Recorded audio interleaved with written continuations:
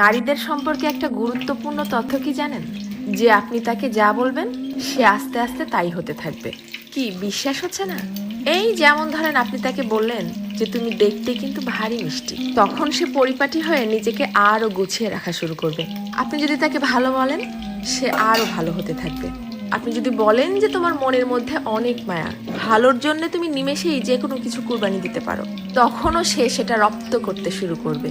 কিন্তু যখনই আপনি তার খুঁত ধরা শুরু করবেন, তার ছোট ছোট ভুলগুলোকে বড় বানিয়ে তাকে সবার সামনে অপমান করে ছোট করবেন, সে এটা পারে না, সে ওটা করে না, সে একজন বেয়াদব, সে একজন অসভ্য, মুখে মুখে তর্ক করে, সে একজন মারাত্মক রাগী তেজি জিদ্দি মহিলা, এই ধরনের কথাগুলো যখন তাকে কষ্ট দিয়ে বলবেন, সে কিন্তু আস্তে আস্তে তাই হতে থাকবে। কারণ তখন সে ইতোমধ্যেই জেনে গেছে যে আমার আর ভালো কিছু প্রকাশ করার মতো কিছু নেই।